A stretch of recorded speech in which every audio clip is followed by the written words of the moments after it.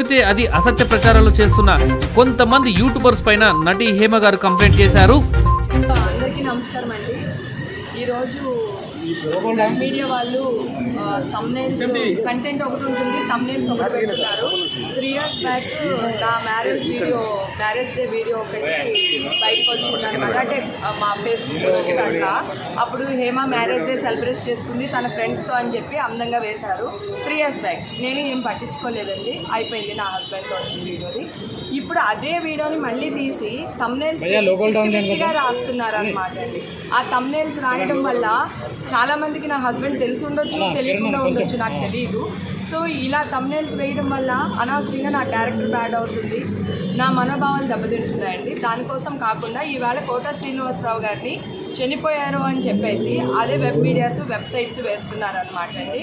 ఆయన కూడా అయ్యో నేను బతికే ఉన్నాను అని చెప్పి ఆయన ఈవేళ మీడియాలో వీడియో పెట్టడం జరిగింది. అది మీకు అందరికీ తెలుసు. ఇది వరకు గతంలో కూడా చాలామందికి ఇట్లానే వచ్చిన తర్వాత చాలామంది కాలం చెల్లించడం కూడా జరిగింది. అసలే ఒక ఏజ్ వచ్చిన తర్వాత మనకు ఒక చిన్న భయం ఉంటుంది. సో ఇలాంటివి కరెక్ట్ కాదండి. అలాగే కొంతమంది ప్రముఖ హీరోలు ఆ హీరోయిన్ అంటే వాళ్ళ భార్యలతో డైవర్స్ తీసుకుంటున్నారు. ఆ ప్రముఖ హీరో చచ్చిపోయాడు, ఆ హీరో కూడా మీకు తెలుసు. లాస్ట్ టైం మా దృష్టిలో కూడా ఉన్నారు, శ్రీకాంత్ గారి గురించి డైవర్స్ తీసుకుంటున్నారని. అలాగే నా కూతురు లాంటి ఒక అమ్మాయి గురించి ఈ మధ్యకాలంలో నిన్న మొన్న కూడా ట్రోల్స్ చేయడం జరిగింది. ఆ అమ్మాయి హ్యాపీగా కాపురం చేసుకుంటుంటే డైవర్స్ తీసుకోబోతుంది అది ఇది అని చెప్పేసి ట్రోలింగ్ చేయడం జరిగింది.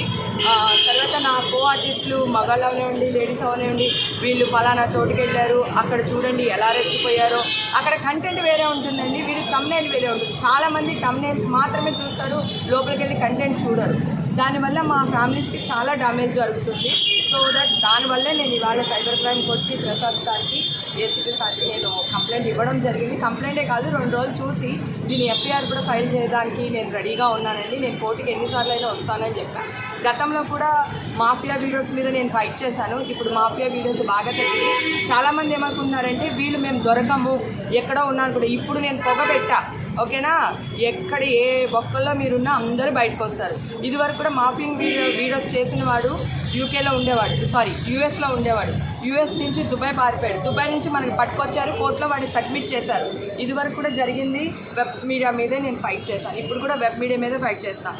ప్రతి ఒక్కళ్ళు ఒకటి గుర్తుపెట్టుకోండి, సెలబ్రిటీ అయినంత మాత్రాన మా పర్సనల్స్ మీరు రోడ్ల మీద తేవాల్సిన అవసరం లేదు. కొన్ని జెన్యూన్గా సరదాగా వేసేది వేరు. మీరు పెట్టే థంబ్నెయిల్స్ వల్ల చాలా ప్రాబ్లమ్స్ ఫేస్ చేస్తున్నాం వాళ్ళు.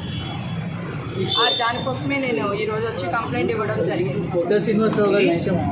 యూట్యూబ్ వెబ్సైట్స్ లింక్స్ అన్నీ ఉన్నాయి సార్. నేను ఆల్రెడీ సైబర్ ఇచ్చానండి. అసలు ఐడెంటిఫై అంటే నిన్న మొన్న ఒకటి పెట్టాడు, ఈవేళ 10-15 మంది పెట్టారు. అలాగే నా కో ఆర్టిస్టులు కూడా ఇప్పటికి 1 month నుంచి ట్రోల్స్ వేస్తూనే ఉన్నారు వాళ్ళ పైన. వాళ్ళ ఫ్యామిలీస్ ప్రాబ్లమ్లు ఫేస్ చేస్తున్నాయి. అలాగే కోట శ్రీనివాసరావు గురించి ఒక్కడే వేశాడు అనుకుందాము, ఈ పాటికి 10 మంది అయిపోయి ఉండొచ్చు, ఓకేనా? సో ఒక ఎదవ గడి తింటున్నాడని ఇంకొకరైతే పియ్య తింటున్నాడు. అది సో మనుషులకి ఎథిక్స్ మోరల్స్ ఏం లేవు. డబ్బులు వస్తున్నాయా, క్లిక్స్ వస్తున్నాయా, ఇవి సరిపోతుంది. మీకు నిజంగా క్లిక్స్ కావాలంటే ఏం పెట్టాలో మీకు తెలుసు కదా, అవి పెట్టండి మీ ఫ్యామిలీస్ తీసి. ఎలాగ మాట్లాడతాం సార్? వాడు ఎక్కడ ఉంటాడో తెలియదు కదా. వాడు తెలుసుంటే వాడి ఇంటికి వెళ్ళి చెప్పు కొట్టి వచ్చి ఇక్కడికి వచ్చి మాట్లాడి ఉండేదాన్ని మీ అందరితో నేను, లేదా వాడింటికి మిమ్మల్ని అందరినీ తీసుకెళ్ళి చూపించి ఉండేదాన్ని. లాస్ట్ టైం కూడా దొరకలేదు అని అనుకున్నారు, కానీ అలా అనుకోకండి. దొరికాడు. వాడు యూఎస్ నుంచి తీసుకుని వచ్చాం. యూఎస్ నుంచి దుబాయ్ పారిపోయాడు వాడు మా దెబ్బకి. దుబాయ్ నుంచి ఇక్కడికి పట్టుకొచ్చాం మేము.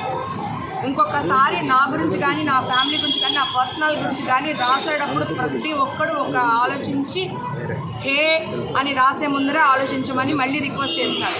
ఈసారి రిక్వెస్ట్ ఉండదు. ఇప్పుడు నేను వాళ్ళకి ఆల్రెడీ చెప్పాను, ఎవరెవరు రాస్తున్నారో వాళ్ళ అడ్రస్లో అవన్నీ దొరకగానే నాకు ఇమ్మని చెప్పాను. డెఫినెట్గా మనందరం కలిసి వాళ్ళ ఇంటికి వెళ్ళి వాళ్ళ ఇంట్లోనే పంచాయతీ పెడదాం, ఓకేనా? నన్ను ఎవరు టార్గెట్ చేస్తాడండి? అంత ధైర్యం ఎవరికైనా ఉందా? పిచ్చి డాష్ గాడు కానీ చేశాడు. వెంట తెచ్చుకుని నేతి మీద వేసుకుంటాడు.